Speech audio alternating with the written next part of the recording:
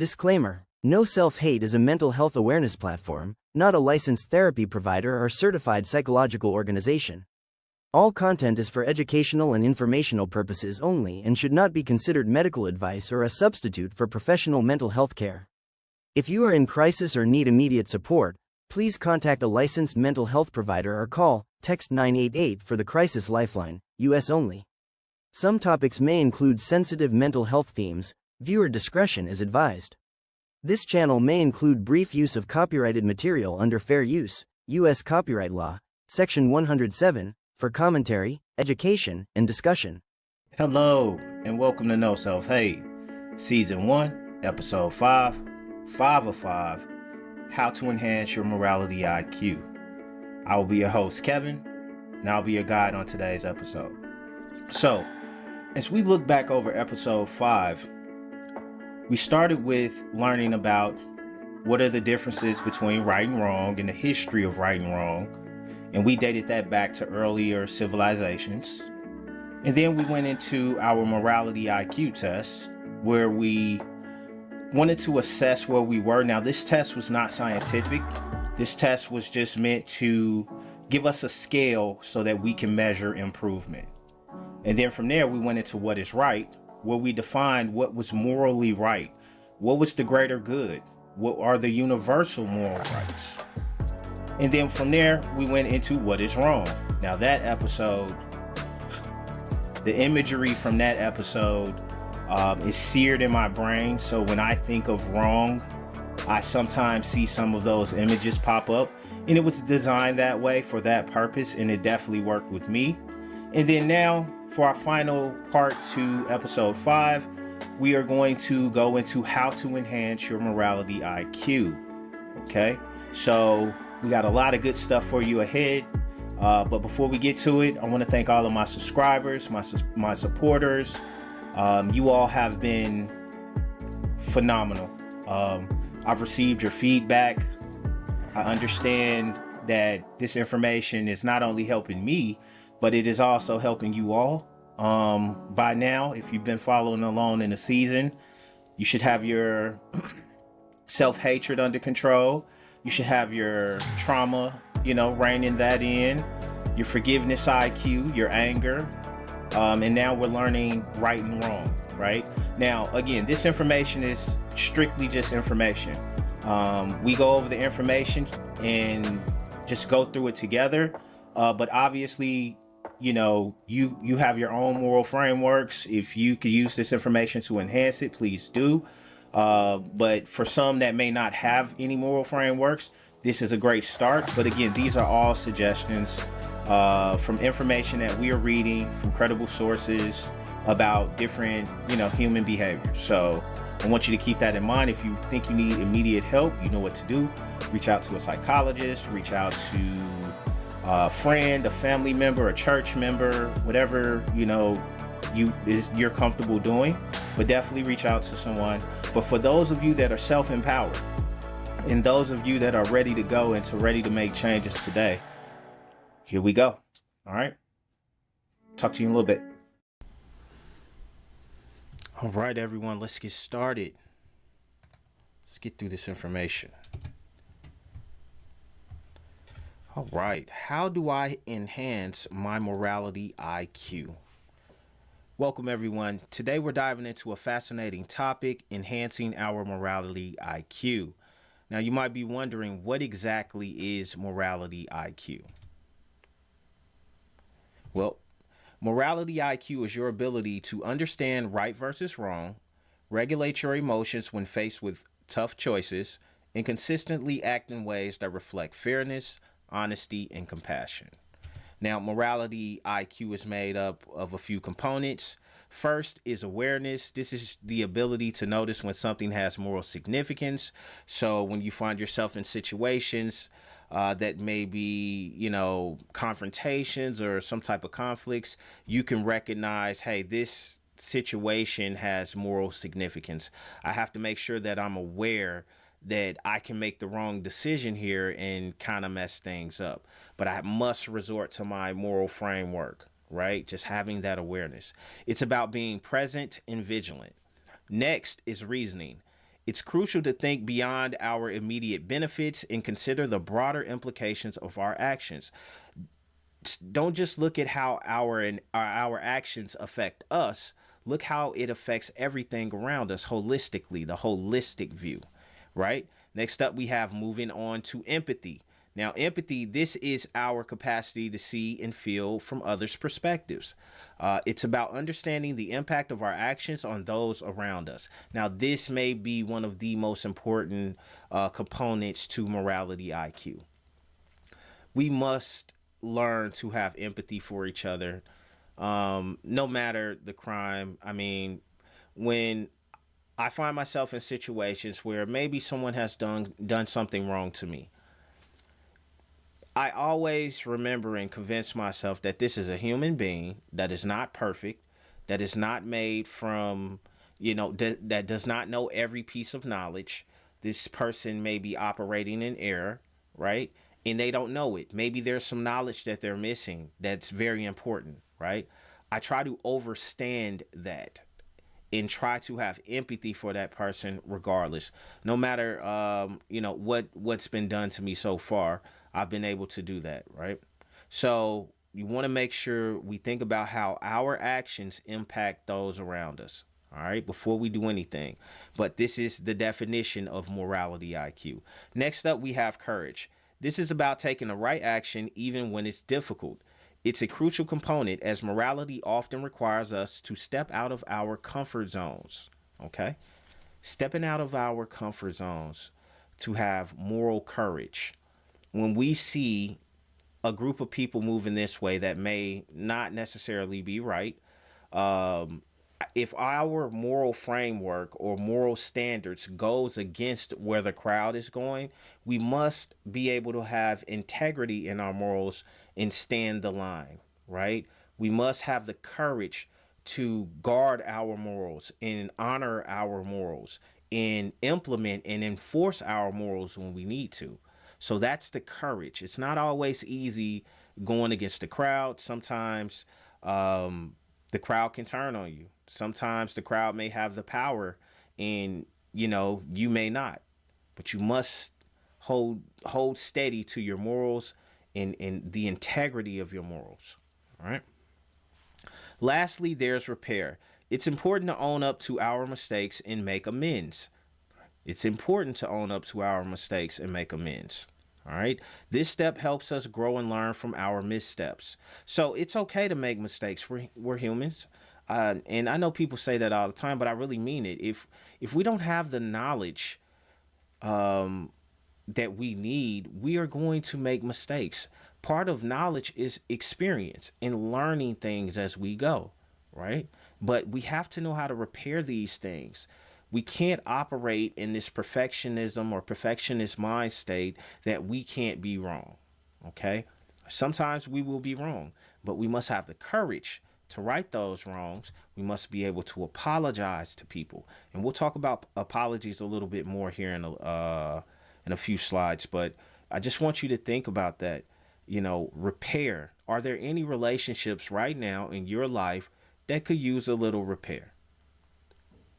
Whether it was your fault or someone else's fault, is there a relationship that you can take this opportunity to enhance your morality IQ and implement some of these components to help that situation or help that relationship continue blossoming?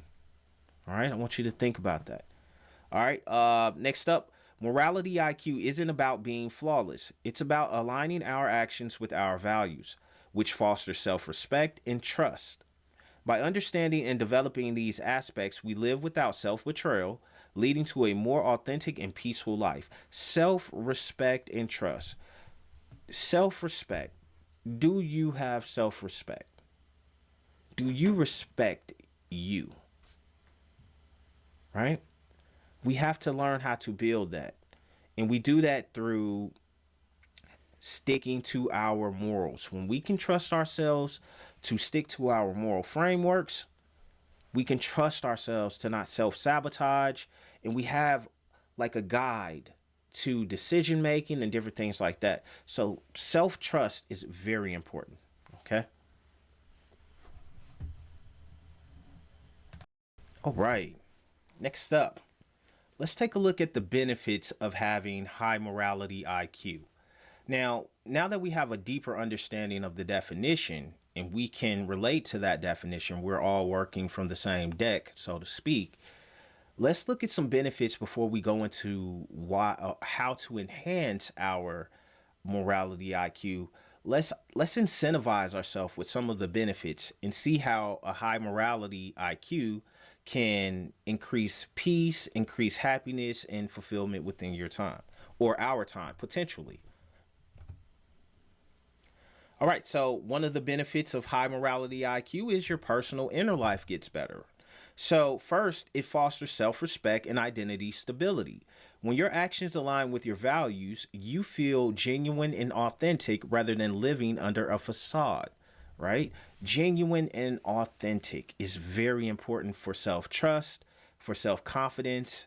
And I do understand how a high morality IQ would foster self respect and identity stability. Because if you have this moral framework that you could go back to anytime and every time you need to, and that moral framework has integrity, you know that that moral framework is rooted in good.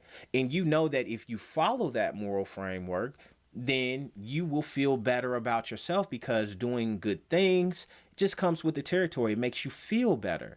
Again, we talk about that collective conscious where when you do bad things, everyone feels bad just about when they do bad things, unless they don't know any better, right? But if you can feel it and you're conscious of it, it feels better to make good decisions and help others and do things that don't affect people in a negative way. To me, that's just my opinion. Maybe you have a different one, but that's just how I've experienced it so far. So it does give me self-respect knowing that I treat people the way that I want to be treated because that is a rule or a principle within my moral framework. So my personal life gets better. Now, another key benefit is experiencing fewer regrets. By making structured decisions, those moments of I knew better diminish. You can trust your choices because they are well considered. All right. So regret, what a nasty feeling, right? How many of you have regrets right now? You know that feeling? Like it just feels, you know, I could go without having regrets. Now, I'm not perfect. I may make a few decisions that I wish that I could do. You know, I wouldn't say that I could have done better, right? And I learn from that and I move forward and make sure when I'm in the position to make those decisions again, I do better, right? But regret feels horrible. Guilt feels horrible. Shame feels horrible. These are all feelings that don't feel great. Now, again, the point of no self hate is for us to increase our emotional intelligence, our forgiveness IQ, our morality IQ, so that we all have a better opportunity to seize happiness at more opportunities or more moments in our life, right? when we when we go through our trauma, when we work on our anger, when we go through our self-hatred, when we go through forgiveness and when we identify what is meant by right and wrong, when we go through these things, these are the opportunities to enhance our reality so that there's more peace, there's more happiness, and ultimately the goal is to have more fulfillment within our life. Okay? So that's pretty much what it is with regrets. You have fewer regrets when you have a high morality IQ. All right. Next up, additionally, morality IQ can lead to lower shame and faster recovery from mistakes. With a clear repair script, owning up, apologizing, amending, and changing, you can move forward with confidence. This is so important. When you have lower shame, right, and faster recovery from mistakes. See, a lot of us are comfortable in these negative feelings or these negative emotions, regret, shame, anger. We have to make it uncomfortable to ourselves to feel this way. So when we do make mistakes and our conscience tells us that and our moral framework tells us, hey, maybe you did this thing wrong, we must have the courage to go in and apologize, to make things better, to amend, to change the behavior ultimately so that we're not repeating the same mistakes. And once we do that, again, it goes back to morality IQ, having a deep understanding of right and wrong, right? So we're increasing that. And these are the benefits of doing that. When we have the ability to recognize when we do something wrong, having the awareness to say, hey, I did something wrong, and then taking accountability for it, and then making that situation right, apologizing, asking for forgiveness, and then ultimately changing the behavior so it doesn't keep repeating in the same situation. And I stress that because a lot of people struggle with apologizing, right? Some people apologize like, oh, I'm sorry if I did something to you. No, that's not how this works. When you know if you did something to someone, and normally some people can tell you either with their behavior or with their communication. When you do that, it's not if you did something, you did do something. Be able to take 100% accountability, right? Be able, that partial accountability stuff, it doesn't really help. It doesn't resolve the issue. It could leave wounds lingering and stuff. Take 100% accountability for your actions. Ask for forgiveness, apologize, and move on. All right, but you got to have that moral courage to step out there and apologize. Now, in terms of personal growth, morality IQ brings emotional steadiness. It helps you control anger and fear, especially under pressure. Okay? It helps you control anger and fear under pressure when you have a high morality IQ. Now, let's think about that. Morality IQ brings emotional steadiness. So I can see how it brings emotional steadiness because you know that you're operating from your moral framework, from your moral foundation. And in that foundation, you have filled it up with nothing but good or right things. So you know when you're leaning on that moral framework or moral foundation, you're only pulling out good outcomes and good things, which makes you more emotionally steady. You don't have the regret. You don't have the guilt of saying too much or doing too much in a situation. You have empathy. You have compassion, right? So I do understand how it will help with emotional steadiness. And it says it helps you control anger and fear. Again, treat people. So for me, treat people the way that I want to be treated. Do I want someone angry with me and yelling at me and not properly communicating because they're feeling emotional or something like that? No, I would like people, whether they feel emotional or not, to have the self-respect and the respect for me to communicate that is positive and as best they can. Right. So that's what I'm going to try to do whenever I'm communicating my emotions. All right. Furthermore, it provides purpose and meaning. With clear non-negotiables, your choices are guided by principles rather than fleeting emotional impulses. When you have these principles and you go use these principles every opportunity or every chance that is needed, right? Every time something happens that creates a situation of moral significance, you reference your moral framework, your morality IQ will turn up and your relationships will get better. Your personal life will get better. All right. Next up, decision making and performance is another benefit of high morality IQ. So first, morality IQ provides clarity in gray areas. When you have high morality IQ in your decision making and performance, it provides clarity in gray areas. All right. It offers a repeatable framework that includes examining consequences, understanding rights and duties, considering virtues, and showing care. This structure helps us navigate complex situations with confidence. Now, when we have these frameworks and see the beauty of a framework, a framework is meant to keep things consistent for you. And there's two things. When we reference our framework is going to stay the same. The second part of that is we have to consistently have the discipline to reference our framework so that we consistently stay the same. Okay? So that is a very important piece to having a framework for confrontation or conflict. Oh, when I find myself in this situation, let me think about the consequences, understanding the rights and duties, considering virtues, and showing care. All right. This structure helps us navigate complex situations with confidence. Next, it builds bias resistance. With morality IQ, we're less likely to fall into traps like moral licensing, groupthink, or self serving biases. This ensures our decisions are not only ethical, but also impartial. Okay, bias resistance. When you have morality IQ, a high morality IQ, you resist bias well, where you're like, okay, this is a one-sided idea. Maybe I'm looking at this from a victim's position, or maybe I need to try to identify other perspectives into looking into this particular situation. So that shows high morality IQ. It's giving yourself the benefit of the doubt for being wrong, possibly. Okay? And groupthink. You must avoid groupthink. This is what we used to call back in my day peer pressure. Peer pressure is, you know, your friends or a group may be moving in a direction of wrong. You feel the pressure because the crowd is moving in that direction and you're moving in this one.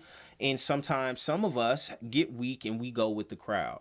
That's that group thing. Okay. But to enjoy the benefits of high morality IQ, you must resort to your moral frameworks no matter what the group is doing.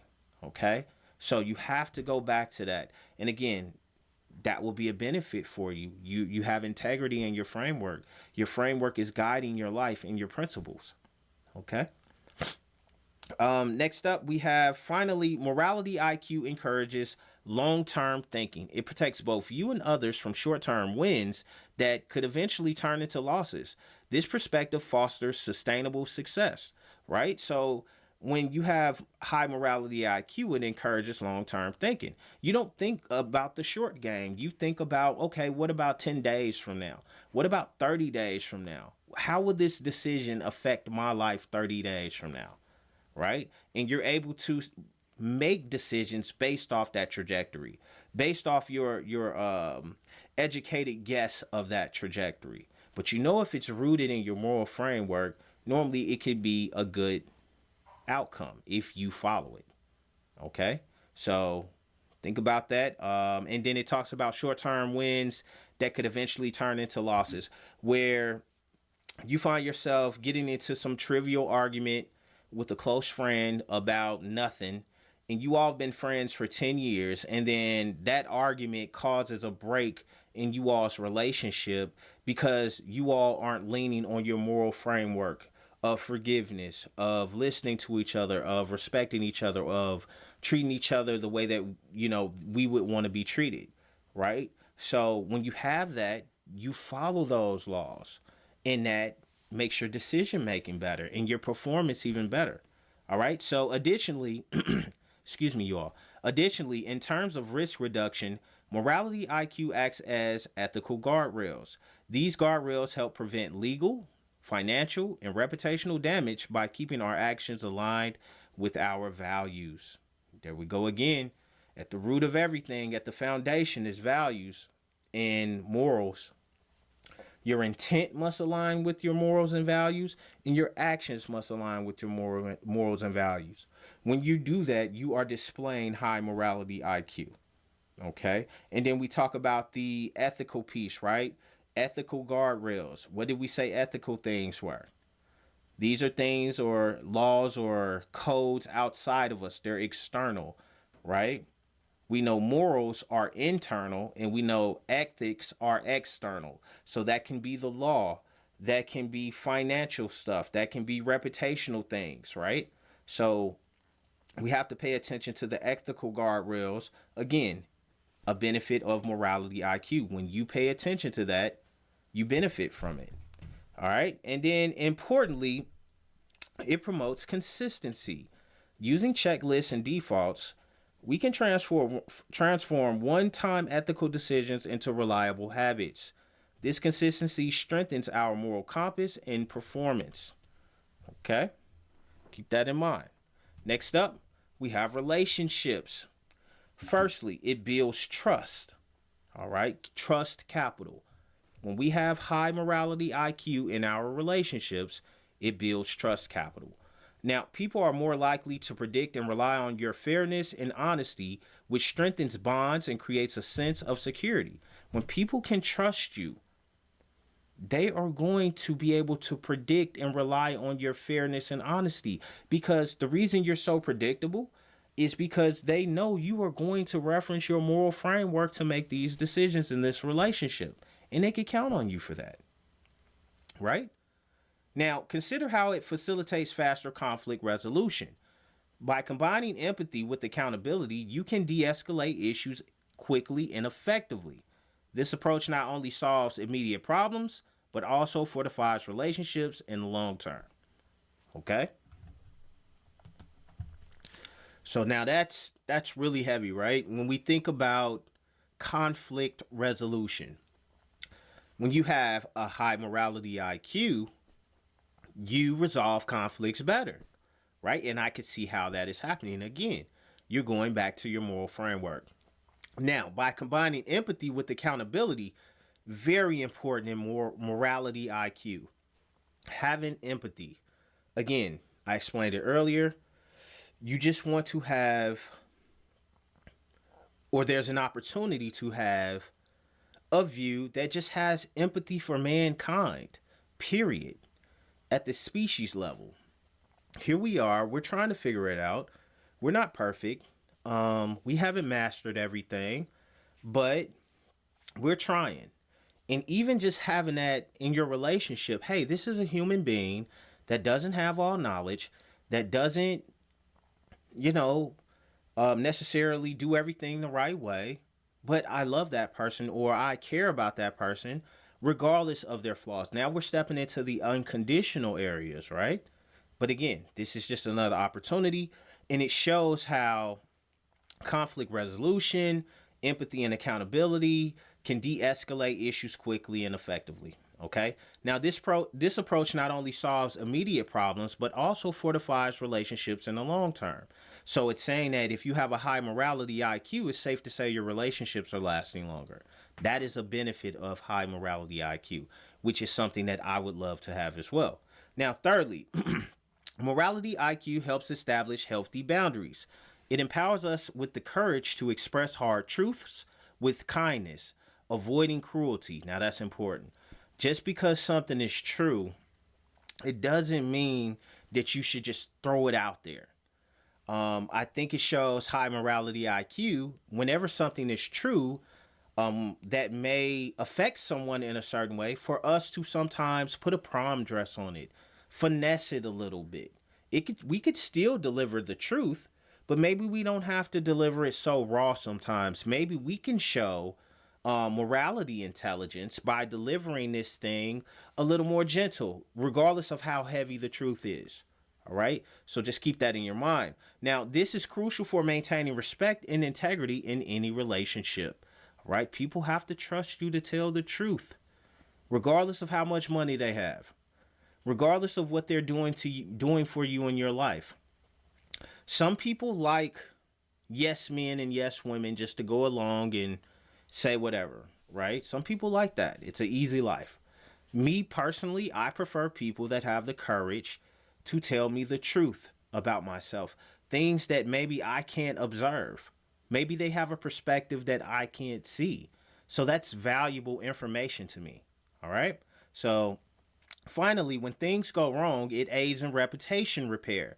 Having a credible process for fixing mistakes is invaluable, as it builds resilience and restores trust.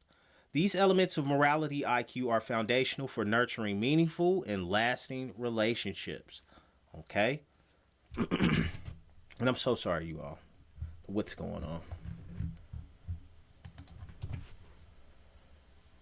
All right. Leadership and career. So when you have high morality IQ, your leadership in your career is affected in a positive way. So first, consider credibility. The first thing, credibility. Principled behavior naturally attracts followership and opportunities. When you're a more credible person, people trust you more, and they're willing to trust it, that you know what you're talking about, right? I compare this to us going on a safari and our guide being one guy that, all of the locals told us about, been around 20 or 30 years, knows his way around the bush and everything like that, versus someone that just walked up to us and said, "Hey man, I'll take you out there for half the price." Right? There's a credibility thing there. Who are you? What credibility do you have? What have you done, and that's sort of the approach when it comes to credibility. People have to trust you and believe you.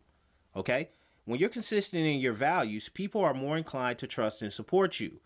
Next is improvement in team culture. All right, establishing norms of honesty, non-exploitation, and fair processes creates a healthier and more collaborative environment. This fosters a sense of belonging and mutual respect among team members. I have been on a team before that you could tell our leader had high morality IQ because we all kind of followed those principles. And it was harmony. Everything, the technical piece and the emotional piece, all of this was harmony because we had a great moral leader, a leader that leaned on moral frameworks to lead us. So I do understand how team culture can be impacted. Additionally, morality IQ equips us to make safer decisions. By conducting ethical premortems, potential problems can be identified and addressed before they escalate. This proactive approach safeguards against unnecessary risks. Lastly, consider the power of influence without coercion. The power of influence without coercion. When your influence is so powerful, you don't have to coerce people into following you. Okay? And normally for your influence to be that powerful, you have to have credibility. And if you have to have credibility, normally you have discipline to your moral framework in most of the cases that I've seen. Maybe there's another case, but those have been the ones that I've seen where, people that lean on their moral frameworks normally have more credibility than others, and I've seen that plenty of times. When we combine reason with empathy, we can inspire and lead more effectively than through pressure tactics. This approach not only achieves better outcomes, but also ensures that everyone feels valued and heard. Okay, so when we combine reason with empathy, we can inspire and lead more effectively than through pressure tactics. Again, I've worked with a few people in my lifetime, some good leaders and some bad leaders. From what I've seen, the best leaders had high morality IQ. That is definitely true. So I could see how that would be a benefit. Now, lastly, these principles form the foundation of ethical leadership and career success. Let's see how these concepts extend into broader community impacts in our next section. So yeah, that is definitely understandable. All right, so another benefit of high morality IQ is the community impact that you have. So let's dive into the powerful concept of psychological safety. Imagine an environment where bullying, favoritism, and retaliation are significantly reduced. Okay? We choose bullying, favoritism, and retaliation because I know people today that still talk about the bully that bullied them. How that experience psychologically put them in a position their entire life that they still think about it to this day as adults. And bullying affects people in a certain way. If they were bullied when they're younger, they may get positions of authority and misuse those positions because they were hurt. They want to see other people hurt like them. Favoritism, if you have a child and you treat one better than the other, that could affect them in their growth. And then retaliation, clearly that should be self-explanatory. Now, consider the impact of fair outcomes. When processes are transparent, even if people disagree, they're more likely to accept the outcomes. This transparency builds trust and reduces conflict. Okay? Fair outcomes at the community level. When processes are transparent, even if people disagree, they're more likely to accept the outcomes. Okay? Finally, think about civic strength. Within our communities, whether in schools, church, or organizations. With a focus on pro-social actions, we can diminish bystander paralysis and encourage active participation from everyone. Okay? So at the community level, when we have civic strength within our communities, schools, churches, and organizations, with a focus on pro-social actions, we can diminish bystander paralysis. People within the community that aren't necessarily involved, they're not chipping in, they're just here living, getting by, right? But when we have high morality IQ leaders, it can incentivize others to join. Because again, you have a credible person operating from a framework of good that could bring people on board and kind of lower that bystander paralysis. All right. So I want you to think about that. These are the benefits. We talked about our personal life. We talked about our relationships. We talked about our community, our leadership, and our career. We covered just about everything, right? So these are some wonderful benefits that I would like to have. What about you? Let's take a look at how to enhance your morality IQ or our morality IQ. There's opportunities here, right? So let's dive straight into this. So the first thing we want to do to enhance our morality IQ is to grow awareness. Now, on this slide, we're diving into practical ways to enhance your morality IQ. Let's look at some opportunities you can start practicing today. Now, we're going to have to put action in and effort into this if the goal is to enhance our morality IQ. So, first, ask yourself, is there a right versus wrong here? This question helps you navigate moral dilemmas with clarity. So, when you find yourself in situations of moral significance, the first thing you want to ask yourself is there a right versus wrong here? And if you can't identify if there's a right versus wrong, always lean on your moral framework. It should reference it in some type of way, okay? Hearing others out, not always trying to be right, not always trying to win, not leading from, evil intent or angry intent.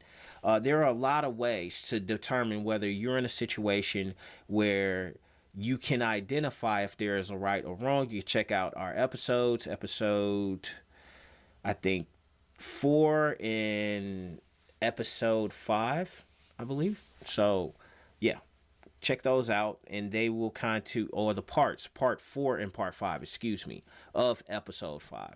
So check those out, and they'll kind of help you identify a little more into right versus wrong. Now, next, pay attention to those gut alarms, feelings of shame, hesitation, or discomfort. These are important signals that can guide your moral compass. And so, another opportunity to enhance your morality IQ is when you get those gut feelings, those physical feelings of your consciousness trying to warn you, pay attention to them. Okay? Normally, something isn't right. You get discomfort, you get a little hesitant. You ever did something and you were like, man, I knew I shouldn't have did that. If you've ever said that, you got a physical sign that something wasn't right, a physical alarm. Now, they always say listen to your gut, right? And when I say they, I've heard that throughout my life. My family, from my upbringing, have always said, hey, listen to your gut, follow your gut.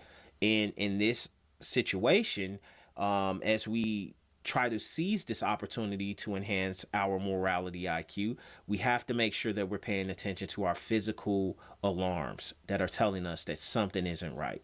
Okay? Finally, consider journaling one moral choice you faced each day.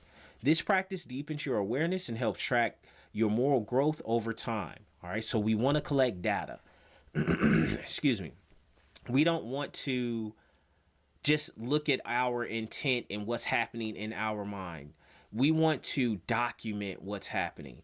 So when you see that you have a moral choice each day, all we have to do to enhance our morality IQ is just document a moral choice that we made that day. Okay, and identify how we performed or how we think we performed up against our moral framework. Okay, if you performed great, that is wonderful. If you saw that there were areas where you probably could have done things better, if repair is needed, put repair there, apologize and fix the situation, but also learn from that. So this experience is also teaching us to be better. Okay. This practice deepens your awareness and helps you track your moral growth over time. We need to see who we are on paper and what the data says. Remember, growing awareness is an ongoing process, and each small step adds up to significant change. Let's embrace these opportunities to enhance our morality IQ together. Okay, so growing awareness. We must, if we want to enhance our morality IQ, an opportunity is to grow awareness, and it's going to constantly be ongoing, where you're just recognizing situations because you may not be feeling well one day. You might have a headache. There could be other factors that could potentially limit your awareness of moral significant situations or situations of moral significance. Okay, so you just have to stay aware. Lean on that moral framework.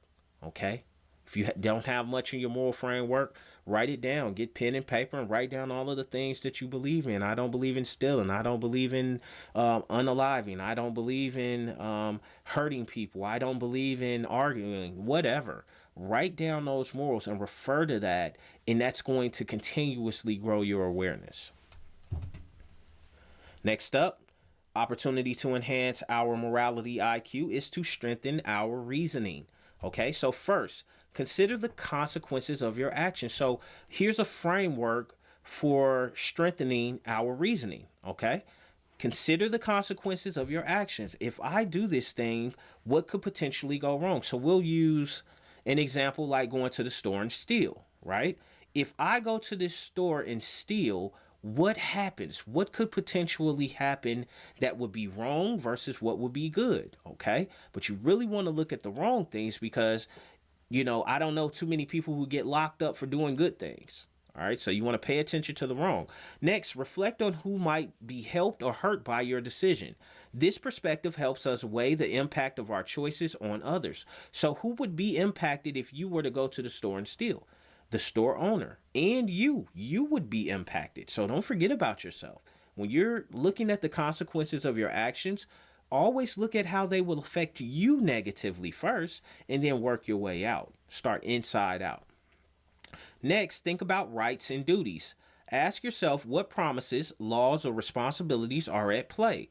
This lens ensures we're upholding our commitments and societal norms. Okay. Again, in the stealing from the store incident, what laws are in play here? What responsibilities or promises are in play here? Do I have societal responsibilities to not steal, or is there a law, grand larceny, petty larceny that would affect me if I were to do this? All right. And again, you want to look at this stuff, look at the consequences, and then now we're looking at the rights and duties and laws involved. Now we're like, whoa, hold on now. Now, wait, I want to enhance my morality IQ. I see that the consequences would be bad. I see that there are laws involved here. Okay, but let's just keep going. The third lens is virtue. Reflect on what kind of person you are becoming through your actions. This perspective encourages personal growth and integrity. Look in that mirror. Look at yourself. If I'm stealing from the store, what type of person am I becoming through these actions? I'm becoming a thief or a kleptomaniac, pretty much, right? I'm ready for the world, I guess, right? So you want to lean on that third lens, which is your virtue. What do I look like right now? Okay. Lastly, the care lens asks us to consider who is vulnerable and how we can protect them. This lens focuses on compassion and empathy in our decision making. Okay. So the care lens, who is vulnerable? That person that could be vulnerable is you. You could be vulnerable to going to jail. You could be in a bad situation where you feel that this is a good decision, but it could end you up in prison or in harm's way. So identify who is vulnerable. So now we have 4 layers we just went through. Okay? We just went through 4 layers. First, we looked at the consequences. We looked at the rights and duties, which are the laws and different things like that. The consequences was who would be hurt by our decision. The third lens is virtue, where we look at, hey, what do we look like doing this thing? In this case, where we use the stealing from the store, we look like kleptomaniacs or thieves, right? And then lastly, the care lens. So we don't want to look like kleptomaniacs and thieves. So this is another reason not to go do this thing, because we're leaning on our moral framework and utilizing our morality IQ to make a decision that's not going to put us in harm's way. All right. And then lastly, we talk about the care lens. Who is vulnerable and how can we protect them? You are vulnerable if you go into a store and steal. We don't know. You could go to prison. There could be some hotshot security guard that's having a bad day that could potentially harm you physically, forever potentially. You can be harmed. So how do you protect you? You don't make this decision. It didn't check off on your moral framework. Your moral framework says this is not a good decision. So if we use this framework going forward, again, we have an opportunity to enhance our morality IQ. Now, by using these lenses, we can make more thoughtful, ethical decisions. All right. Next up, practice empathy. This is so important. This is so important. We must have empathy for each other. I was driving earlier and someone got over forcibly because they were, the person wouldn't let them over and they were about to go on the shoulder. So they had to get over and they got over, and the car behind them was hitting their horn and just couldn't believe this person didn't drive on the shoulder. They just didn't believe that this person wouldn't accept harm's way because they wouldn't let them over. And they're hitting their horn and they're losing it. That's because they don't have empathy. We must practice empathy. We must love each other, but we must start loving ourselves first. Okay? Only when we love ourselves and we see the value in ourselves will we truly be able to see the value in other human beings and give them the empathy and the grace and the mercy and the things that they need. Okay? So, to enhance your morality IQ is practicing empathy. First, ask yourself, how would I feel if I were in their shoes? If you did something to them, that driver should have said, hey, how would I feel if I'm trying to get over on a crowded expressway and a car won't let me over and I'm about to drive onto the curb, or drive onto the shoulder? How would I feel if someone did me that way? Would have been the best thing to do. Now, this question can open up a deeper understanding of others' experiences and perspectives, which is crucial for genuine empathy. So, using the example we started with, that driver that wouldn't let the other car over would have to say, hey, if that was me, man, I wouldn't want anyone to do me like that. I could potentially get a nail in my tire, or my tire could bust, or a lot of things can happen from this. Let me let this person over. What do I care? They're just driving in traffic. We're all going nowhere fast. We're all moving at the same speed. Why not just let them over? And see, having that empathy, okay? Being able to put yourself in someone else's shoes is essential to enhancing your morality IQ. Another technique is to listen without interrupting. By genuinely hearing others out, we can better appreciate where they're coming from. Now, this is huge, okay? Listening without interrupting. This is something that I am continuously working on. This is something that is very important. It shows high emotional intelligence when you are able to listen to someone without interrupting. Okay? It's essential for someone to be able to express themselves, to get that information out clearly, because every time you interrupt them, you stop the timeline that they're on. And you say what you say, now they have to start a new timeline. I think that is a little aggressive. I think that is a little controlling to interrupt people like that. And again, I'm not perfect like that. I am working on that as well. I believe we interrupt people because when people are explaining things and they say things that may trigger us, it elicits a response out of those who don't have the emotional control to allow a person to finish what they're saying and then say something. Again, I am also a victim of that. Okay. But I found a secret and a solution. So now whenever I go into conversations where I know they may be tough or, ideas need to be shared, I take a pen and paper. And as the person's talking, I am writing notes. Okay. And I am just hitting checkpoints whenever they say something. Oh, this is how I felt about this. This is how I felt about that. and I'm listening to what they're saying. So you have to move fast to be able to do both. You have to move fast to be able to jot down a note there about what you want to say, and then still be able to actively listen to what someone is saying. And we'll talk about active listening a little more in episode 6. I can't wait. What is communication? This is going to be great. In episode 6, we're going to learn ways to enhance our communication. But until then, part of this is listening without interruption. Once you're able to do that, this is enhancing your morality IQ. The morals here for me is treat people the way that I would want to be treated. Would I want someone to continuously interrupt me and throw me off track? Okay. Additionally, engaging with stories or accounts from people who are different from us can broaden our worldview. Whether through films, books, or personal stories, these narratives offer valuable insights into lives other than our own. It's important to leverage the perspectives around you. I'll say that again. You are only one perspective with two eyes that only has one view, one perspective. It is important to leverage the other perspectives around you, as they can offer knowledge and different information that could enhance you or that could teach you things. Ultimately, it's teaching you something because it's giving you some form of knowledge. Okay? So keep that in mind.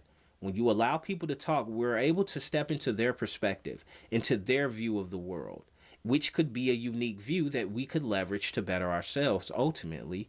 But it also gives that person the space and the freedom to express themselves. Okay?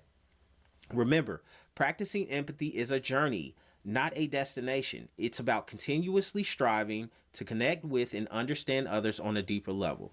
I was watching a video about empaths.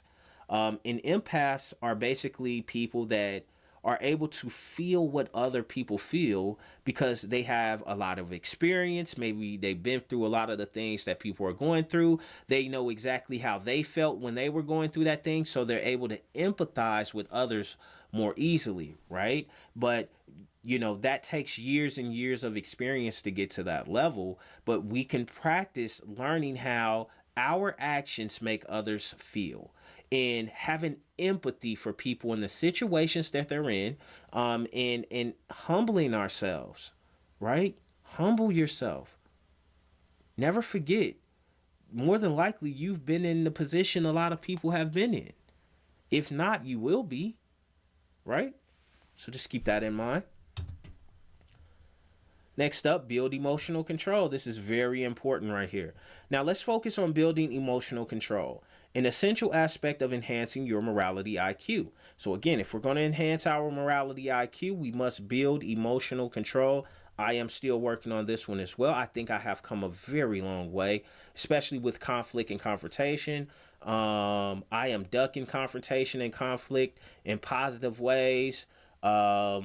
This is just something that I'm working on. All right. So emotional control. One effective method is to take 90 seconds to breathe before reacting in anger.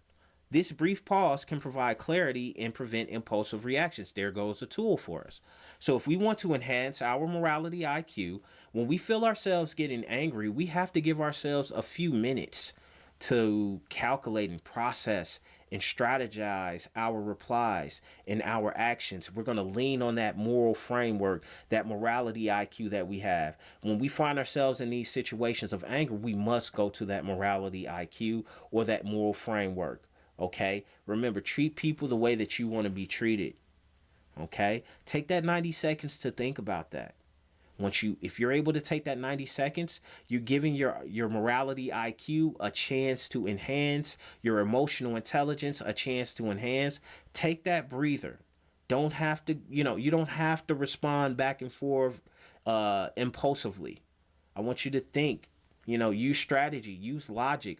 What is the greater good? What are the consequences of my actions? Okay, labeling your emotions is another powerful tool. So our first tool here in building emotional control is give ourselves 90 seconds whenever we feel ourselves compromised or angry. The second tool here is labeling your emotions is another powerful tool. So instead of lashing out, try articulating what you feel, like saying, I feel hurt, or I feel anxious. This simple act of naming emotions can help diffuse tension and foster understanding. This is so simple, but it's so difficult for us to do. I think it's like a pride thing there, where when someone hurts us, for some reason we do everything or say everything other than what's really bothering us. We're not clearly and concisely articulating our feelings. It may come out, if someone says something or does something to hurt us, it may come out as a critique. It may come out as defensiveness. It may come out as anger. When what we're really trying to say is, hey, I feel hurt by the thing that you did to me. It made me feel this way, and I don't appreciate it for these reasons, right? When we do this, if we want to have a more high morality IQ, we have to make sure that we're articulating in a good tone. We don't want to feel victims. We don't want to offend. We want to do our best to build that emotional control, to maintain a certain tonality and frequency, yet we still want to be able to truly communicate our feelings. Okay? Some people get endorphins off yelling and screaming, and that's not going to help a situation. You must be able to calm yourself down and be able to strongly articulate exactly what is bothering you. Okay? Unapologetically, but respectfully. Talking to the person the way that you would want someone to talk to you. Leaning on that moral framework. Okay? Lastly, if you find yourself in a heated conflict, consider walking away until you feel calm. This doesn't mean ignoring the issue, but giving yourself the space to return with a clear mind and a more constructive approach. This is very important. You in the fire, sometimes you got to get out of it. Okay? Sometimes when you feel yourself so compromised and you don't want anything to happen to anyone, or you don't want to say anything hurtful to anyone, you have to remove yourself from that situation. Now, there have been situations when people try to remove themselves, the other person or someone else won't let them remove themselves, and that's when we take our 90-second break, right? If leaving out means we have to be violent or we have to go crazy to get out, no, we just want to continuously stay calm, stay cool. The goal here for building emotional control is how long can you stay cool? Okay? Chill. We want to stay in that neutral place because we don't want to begin talking to someone or treating someone in a way that we don't want to be treated. Now, by incorporating these strategies, you can develop greater emotional control, which not only benefits your personal growth, but also enhances your interactions with others. Next up, define your values. First, take a moment to think about your top 5 non-negotiables. These could be principles like honesty, fairness, or loyalty, whatever resonates deeply with you. So let's take a second to think about our 5 non-negotiables. I will give you mine. Honesty, loyalty, fairness, respect, and honor are my 5 non-negotiables. Now, once we have these, write them down and keep them in sight. So I need to write these down. I'll print them out on my worksheet and just hang it over my work desk. So every day I'm looking at that, right?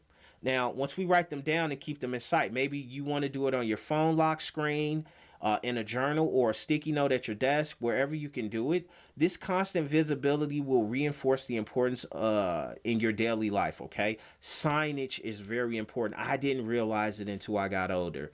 I used to go over my grandmother's house and, there will be pictures and there will be different signs. Like when you went to the bathroom, it said, and I still see the sign in my head now where it says, be kind and flush or something like that, right?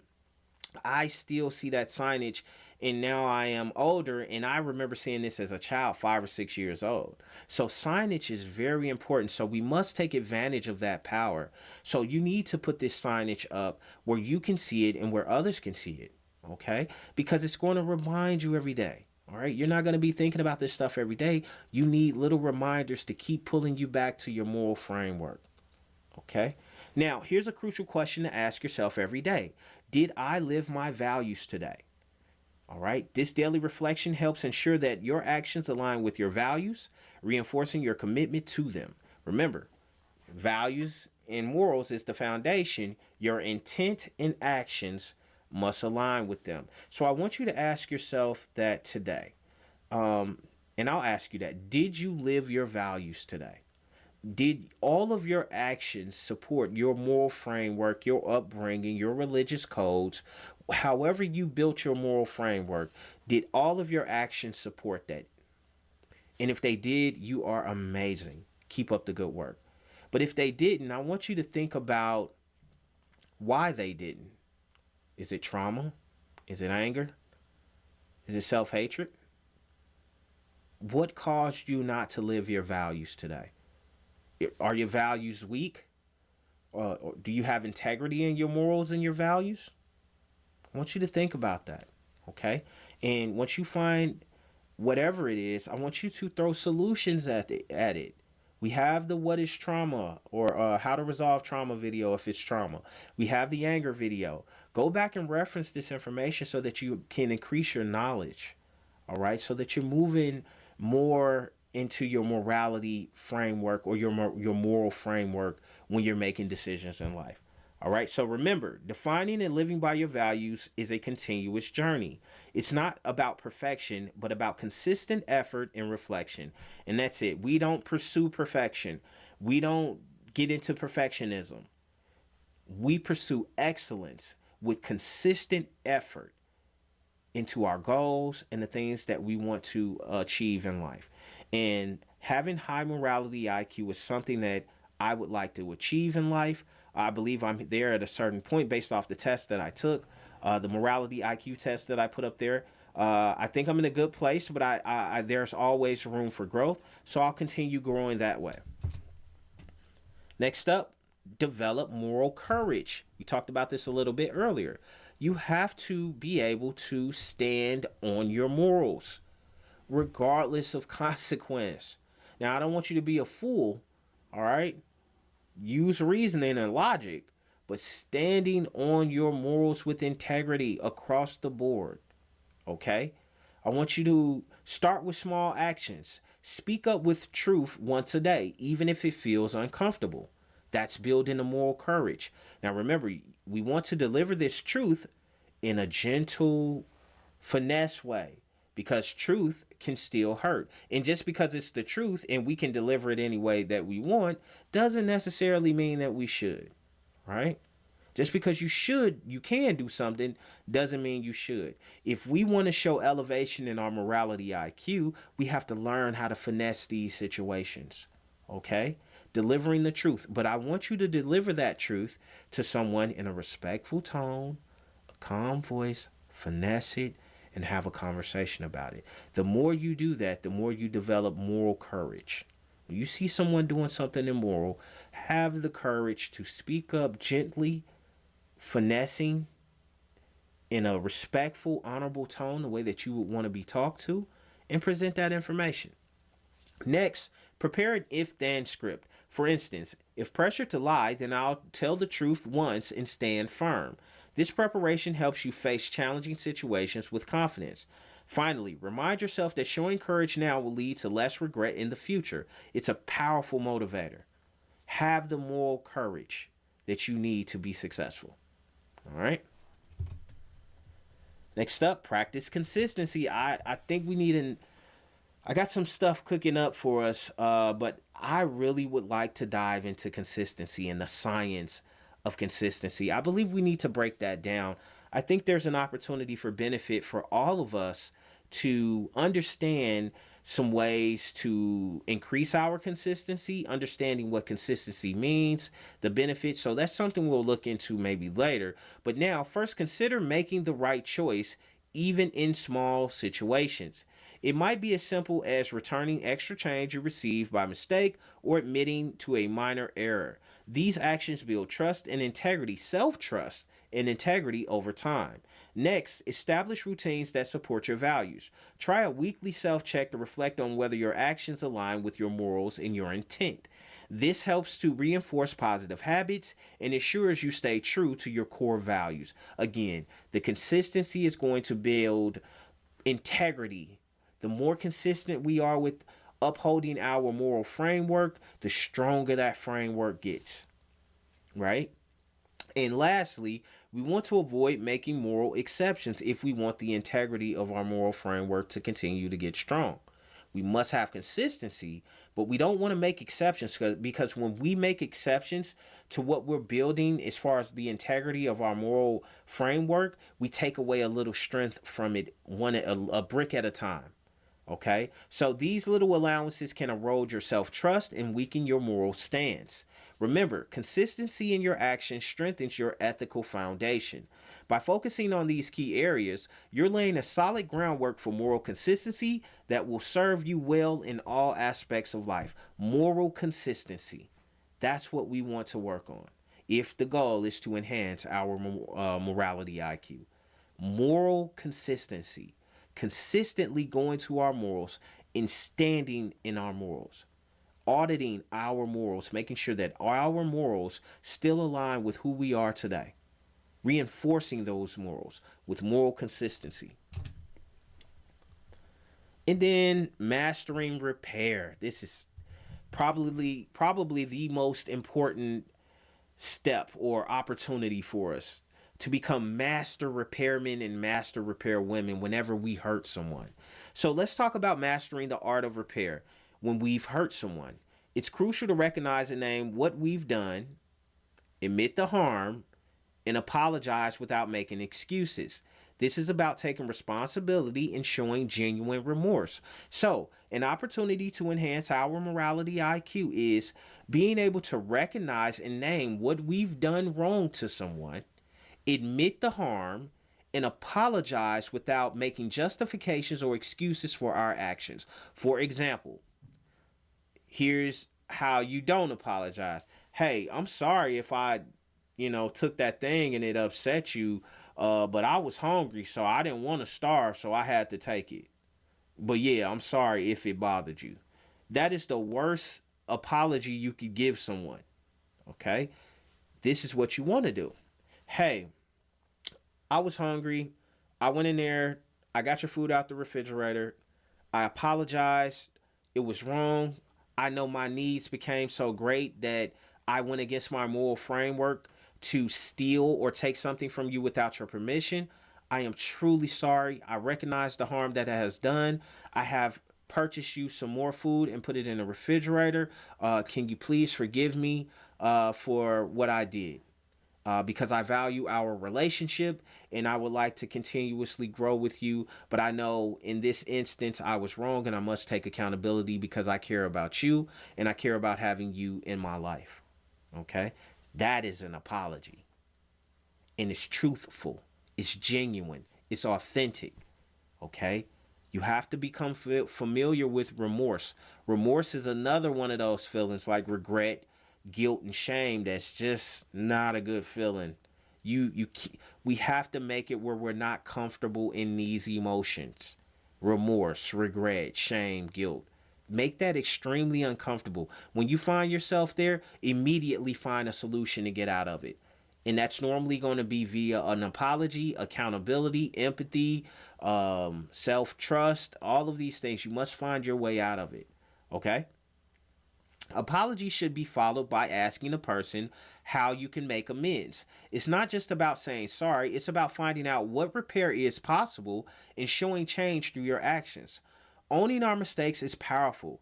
It not only helps us get rid of shame, but it also builds respect from others.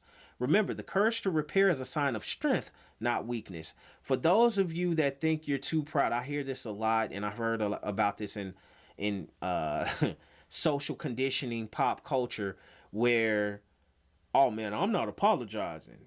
Man, I'm not apologizing. What is that? Why is that considered weak to apologize? To me, you receive credibility that way. You lose credibility if we could see that you did something wrong and you don't have the strength or the power to apologize for that thing. We could see that you did something wrong. So you lose credibility. Have the strength to apologize. It doesn't mean you're less than. It doesn't mean you're kissing anyone's boot or anything like that. It just means that morally you did something wrong and you recognize that and you want to fix that energy within yourself because you carry that guilty energy with you. And to me, that's a negative charge. So you're going to pull negative energy towards you when you're guilty, when you're angry, when you're regretful, when you feel shame. Okay? Be able to apologize and get out of these uncomfortable feelings. Again, the goal is to be happy.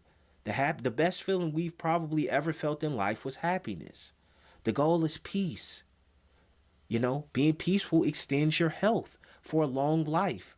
Those that have high anxiety and different things like that, and guilt and all of this stuff that they're carrying in their heart, wears down your body over time. Free yourself from that. Okay? As we move forward, let's remind ourselves that each opportunity to repair is a step towards enhancing our morality IQ. It's about aligning our actions with our values consistently. And if we do that, we will enhance our morality IQ. I want you to think about someone that you owe an apology to. And I don't care what happens. I don't care what happened. It doesn't matter. Nothing is more valuable than your peace and your happiness. I want you to reach out to that person and I want you to apologize. I want you to admit the harm. I want you to ask for forgiveness. I want you to forgive. And I want you to repair that relationship. You know who it is. Think about it. Okay? Fix these relationships. You have the strength and the courage to do it. Once you do it, you will enhance your morality IQ because our moral framework, or my moral framework, says this is the right thing to do. When people are hurt by you and you've done stuff to people, they walk around with that in their mind. So technically, a person is walking around with a certain level of misery because of something that you have the power to change and clean up in their life for them. If you don't want to do it for yourself, free that person. Apologize. Ask for forgiveness. Admit your harm. 100% accountability, not partial accountability. A real apology, not a partial or a fake apology. Okay? Work on it. If you do that, you have already enhanced your morality IQ. All right? All right, so here's our sources for today's episode. You could pause the screen if you want to catch everything and, jot that down. So our summary for morality IQ. So the definition, let's break it down. Understanding morality IQ is your foundation for making choices that truly reflect your values. Let's break it down. Definition. Morality IQ is about recognizing the moral stakes in situations, reasoning with clarity, and keeping your emotions in check. It's about acting courageously, staying consistent, and repairing harm. All of this ensures your choices align with your values. The 5-step loop. Here's how it works. First, you notice the situation, that moral significance, that something is of moral significance. Then reason through the 4 lenses. What are the consequences? We talked about this. What are the rights and duties? What laws and responsibilities are involved? Virtue. How do I look? How does this make me look? How do these actions make me look? Right? Look in that mirror. And then care. Who's being harmed by this? Even if it's me. And how do I protect them? Okay? Next, you empathize with those involved, act on your decision, and finally, if needed, repair any harm caused. All right, daily micro habits. Start your day by choosing a value to focus on. So maybe one day you choose honesty. Maybe another day you choose respect. Maybe another day you choose not interrupting people. All right, find something to focus on. Before making key decisions, spend just 2 minutes considering all stakeholders. Okay, and if you're feeling heated, take 90 seconds to pause to cool down. Use that tool. I promise you it will work. I used it earlier. 90 seconds. Just give yourself 90 seconds. Your whole landscape of decisions will change in 90 seconds. All right? Keep the greater good at the root and at the foundation and make holistic decisions. All right?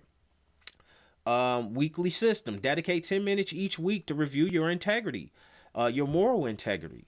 Celebrate wins, acknowledge the misses, and identify one area for improvement. Use templates or checklists to handle recurring risks efficiently. So we want to document this information, all right? We want to dedicate 10 minutes a week to review our integrity to our morals. Did we compromise our morals this week?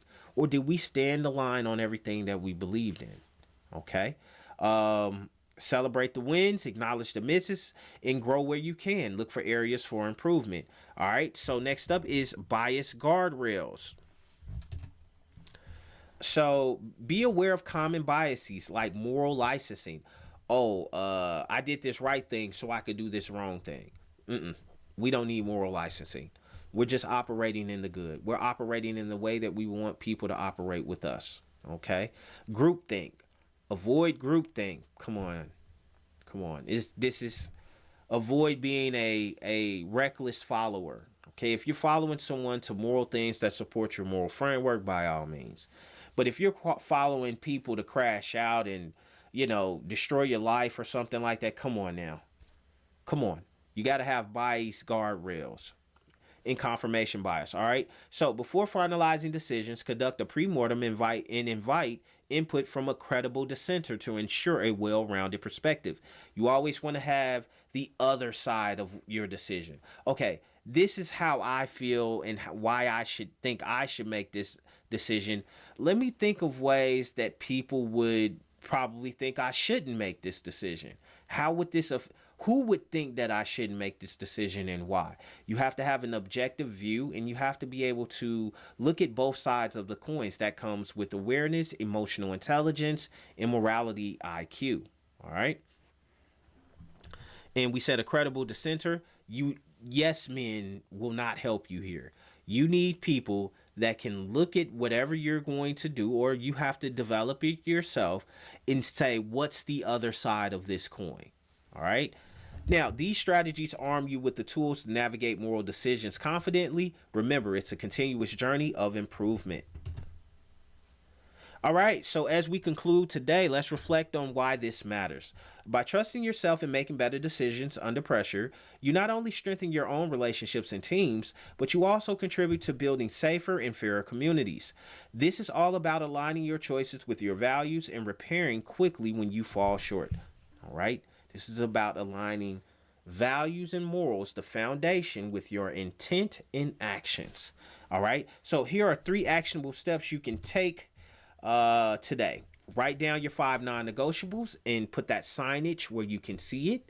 It matters. If you're at work, put it there so that you understand your framework, what you're not willing to break. Okay, your non-negotiables. Next up, apply the 4 lens check when you find yourself in tough situations or situations of moral significance.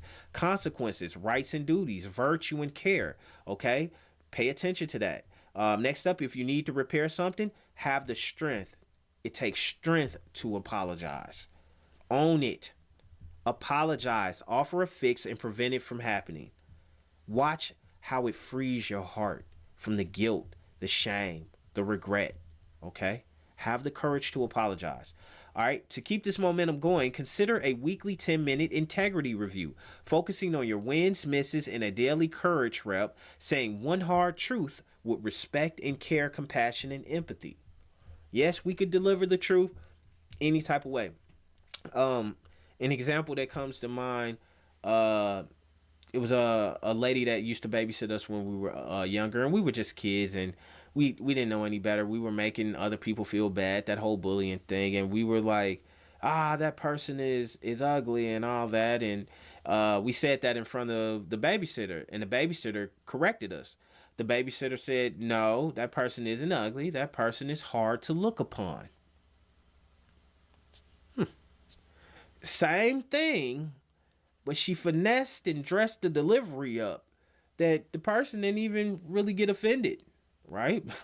But yeah, that's something that you want to do. You want to deliver truth carefully, all right? So make sure you're giving yourself that 10-minute integrity review, looking throughout the week, seeing if, hey, where are my wins? Where are my misses?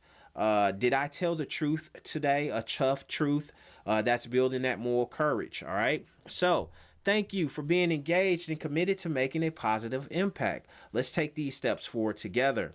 Okay. We have some work to do, some applying to do.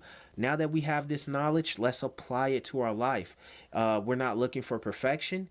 None of this is mandatory. These are just opportunities for growth if you would like to enhance a high morality IQ even more, or if you don't have a high morality IQ, here's an opportunity to gain that. So we want to just move forward with effort and consistency and discipline.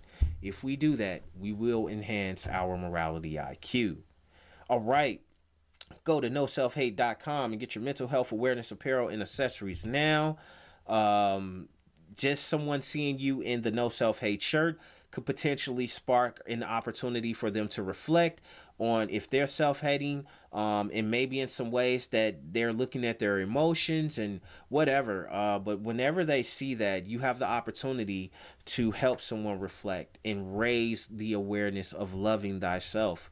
All right? Because when we love thyself, normally we know how to love other humans. Okay? All right. Thank you for tuning in. We invite you to like, subscribe, share, and leave your thoughts. Your support and engagement will help us further the evolution of human emotional intelligence. No self-hate, no self-hate, no self-hate.